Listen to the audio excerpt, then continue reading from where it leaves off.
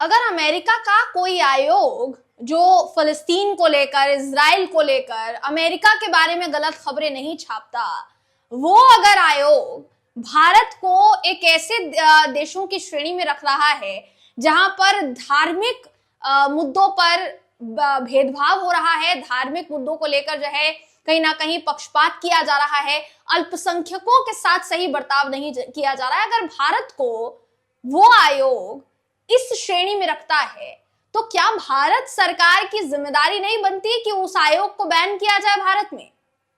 दोस्तों, ये जो आयोग है ये लगातार समझ लीजिए आप 2020 से लेकर 2025 अभी चल रहा है, 2025 तक यानी 5 साल से लगातार एक ऐसी रिपोर्ट पेश कर रहा है जिस रिपोर्ट में एक के बाद एक देशों का नाम जुड़ता है और उसमें भारत का नाम जो है वो भी जोड़ दिया जाता है उस श्रेणी में जिस श्रेणी में ये कहा जा रहा है कि धार्मिक तौर पर इन देशों में पक्षपात किया जा रहा है, अल्पसंख्यकों के साथ पक्षपात किया जा रहा है, यानी मुस्लिमों के साथ और ईसाइयों के साथ जो भी अल्पसंख्यक समुदाय है देश में उनके साथ गलत बर्ताव किया जा रहा है।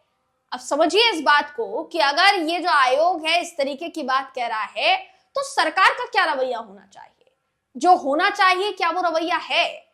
दोस्तों, इस आयोग का नाम क्या है, इस आयोग ने क्या कहा है, पिछले 5 साल से ये क्या रिपोर्ट दे रहा है, सरकार की इस पर क्या प्रतिक्रिया सामने आई है और क्या प्रतिक्रिया होनी चाहिए थी, ये सब कुछ इस वीडियो में मैं आपको बताऊंगी। आखिर तक इस वीडियो को आप जरूर देखिएगा। नमस्कार, मेरा नाम है जयंती झा और आप देख रहे हैं देश नीति। दोस्तों, अंतरराष्ट्रीय आयोग है एक, किसका? अमेरिका का। नाम क्या है बिना देर के आपको बता देते हैं, अंतरराष्ट्रीय धार्मिक स्वतंत्रता आयोग। ये धार्मिक स्वतंत्रता से जुड़ा आयोग है जिसका नाम देखिए यहां बताया जाता है USCIRF। USCIRF अमेरिका का धार्मिक स्वतंत्रता पर बेस्ड आयोग है। हर देश में धार्मिक तौर पर कितनी स्वतंत्रता दी जा रही है, कितनी आजादी दी जा रही है, अल्पसंख्यकों के साथ किस तरीके का बर्ताव किया जा रहा है, ये आयोग ये सारी चीजें मॉनिटर करता है, उसके बाद रिपोर्ट तैयार करता है और उस रिपोर्ट में कारण बताता है कि वो फलाना देश को इस लिस्ट में शामिल क्यों कर रहा है। अब भारत को फिर से एक बार इसने इस लिस्ट में शामिल किया है और इससे पहले कई बार जब जब लिस्ट में शामिल किया तो पहले नंबर पर भारत को रखा, जहां उसका कहना है कि धार्मिक तौर पर यहां स्वतंत्रता के साथ भेदभाव हो रहा है, धार्मिक तौर पर जो स्वतंत्रता है वो छीनी जा रही है लोगों की, अल्पसंख्यकों के साथ गलत बर्ताव किया जा रहा है। और फिर से इसने वही अपनी रिपोर्ट में दोहराया है। 2025 की रिपोर्ट में इसने क्या कहा है मैं पहले आपको ये बता देती हूँ, उसके बाद आपको पीछे थोड़ा लिए चलेंगे और बताएंगे कि क्या क्या पिछली रिपोर्ट्स में इसने दावे किए हैं। तो 25 मार्च 2025 को एक रिपोर्ट सामने आती है इसकी और उस रिपोर्ट में इसके द्वारा यह दावा किया जाता है कि ट्रंप प्रशासन को धार्मिक स्वतंत्रता के गंभीर उल्लंघन में दोषी होने के कारण विकास यादव और रॉ जैसे व्यक्तियों और संस्थाओं पर खास प्रतिबंध लगाने चाहिए, उनकी संपत्ति को फ्रीज करना चाहिए या अमेरिका में उनके प्रवेश पर प्रतिबंध लगाना चाहिए।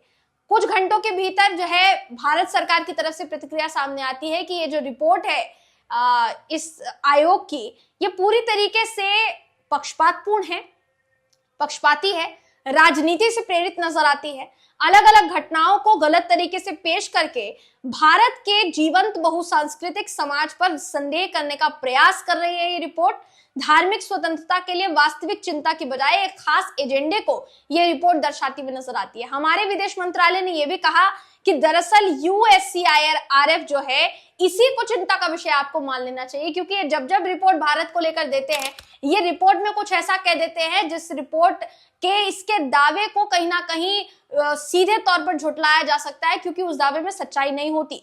अब भारत सरकार अगर ये कह रही है कि इसने अभी तक जितनी रिपोर्ट पेश की है वो रिपोर्ट गलत है, तो भारत द्वारा इस पूरे आयोग को बैन क्यों नहीं किया जाता?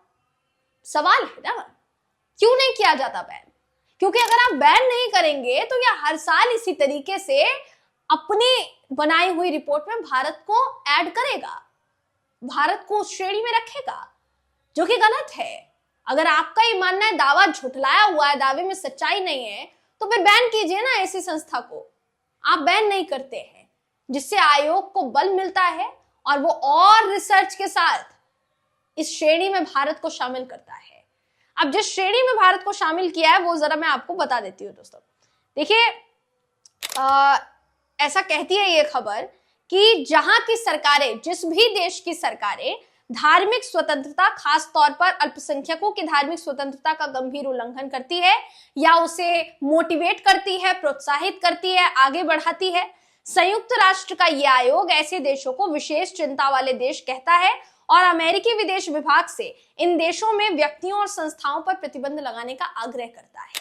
अब आप ये समझिए यहाँ कि भारत को लेकर भी, क्योंकि ये श्रेणी जो है तैयार की गई है और इस श्रेणी में भारत को शामिल किया गया है, तो ये भी हो सकता है कि अब इस आयोग द्वारा अमेरिका के मंत्रालय से कहा जाए, अमेरिका विदेश विभाग से कहा जाए कि भाई इन लोगों को आप बैन कीजिए, क्योंकि यहाँ तो धर्म के नाम पर पक्षपात हो रहा है, धर्म के नाम पर भेदभाव हो रहा है।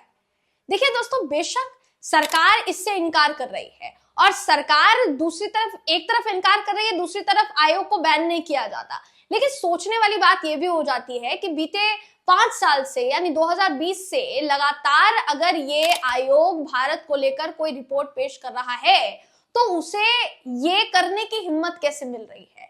कुछ तो उसके पास इस बात का सबूत होगा या कुछ तो उसको मौका दिया गया होगा जिसकी वजह से वो ये रिपोर्ट पेश कर रहा है।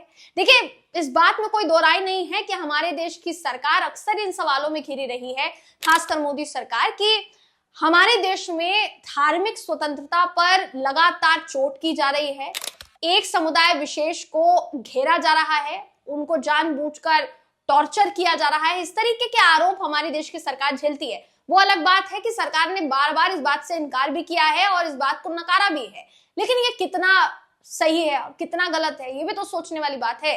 दोस्तों, आपकी स्क्रीन पर इस समय जो खबर मैं आपको दिखा रही हूं, मैं आपको बताना चाहूंगी कि 2020 से लेकर इसने अब तक क्या क्या शेयर किया है भारत को लेकर। देखिए, अगर इस साल जिन देशों को इस श्रेणी में रखा गया है जहां पर धार्मिक स्वतंत्रता के नाम पर भेदभाव होता है, अगर उन देशों की बात करूं तो अफगानिस्तान, बर्मा, चीन, Cuba, Eritrea, Bharat, Iran, Nicaragua, Nigeria, उत्तरी कोरिया, पाकिस्तान, रूस, सऊदी अरब, तजाकिस्तान, तुर्कमेनिस्तान और वियतनाम, ये तमाम देश जो हैं इस श्रेणी में शामिल है, जिसमें भारत को भी शामिल कर लिया इसने। 2020 की ऐसी सूची जो जारी की गई थी उसमें भारत पहले नंबर पर इसने रखा था भारत को, साथ ही तब से शीर्ष पर ही कायम है ऐसा बताया जा रहा है। यूएससीआईएफ ने अपनी 2020 की रिपोर्ट में कहा था कि भारत में धार्मिक स्वतंत्रता के मामले में 2019 में तीव्र गिरावट दर्ज हुई है। राष्ट्रीय सरकार ने अपने मजबूत संसदीय बहुमत का इस्तेमाल राष्ट्रीय स्तर की नीतियों को लागू करने के लिए किया, जो पूरे भारत में और खासकर मुसलमानों के लिए धार्मिक स्वतंत्रता का उल्लंघन करती है। फिर 2021 की जो है वो रिपोर्ट सामने आती है दोस्तों, और 2021 की रिपोर्ट की अगर बात करेंगे तो 2021 की रिपोर्ट में ये कहा गया कि कोविड-19 महामारी के दौरान भारत में गलत सूचना और नफरती बयानबाजी, जिसमें सरकारी अधिकारी भी शामिल थे, उन्होंने अक्सर धार्मिक अल्पसंख्यकों को निशाना बनाया, जिससे कि वहां जारी एक पैटर्न जारी रहता है, नजर आता है। और इस बार की रिपोर्ट में किसी कमिश्नर का डिसेंट नोट नहीं था। इसके बाद के प्रत्येक 4 वर्षों में जब जो बाइडेन अमेरिका के राष्ट्रपति थे, भारत को लेकर आयोग का रुख यही का यही रहा। जैसे मैंने कहा, शुरू से लेकर अब तक यही रुख रहा है दोस्तों। फिर 2021 में जो है भारत सरकार ने इस पर कोई जवाब नहीं दिया और उसके बाद ये तरीका अपनाया कि कभी कभी भारत ने जवाब दिया और कभी कभी भारत सरकार जो है वो चुप रही। 2025 में जो इसने कहा उस पर भारत सरकार ने जवाब दिया। देखिए, किसी भी रिपोर्ट जारी करने वाले आयोग को मौका तब मिलता है, हिम्मत तब मिलती है, उसकी जो ताकत है वो तब बढ़ती है जब सामने से रिप्लाई नहीं दिया जाता, सामने से जवाब नहीं दिया जाता। क्योंकि आप अगर जवाब नहीं देंगे, आप अगर चुप्पी साध लेंगे, तो जो वो कह रहा है उसी को सच माना जाएगा। ऐसे में भारत सरकार क्या चूक रही है इस आयोग पर प्रतिबंध लगाने से? क्या इसके तमाम दावों को झुठलाने से चूक रही है भारत सरकार? आपको क्या लगता है? अपनी राय हमें कमेंट करके जरूर बताइएगा। अगली वीडियो में आपसे फिर मुलाकात होगी, तब तक के लिए नमस्कार।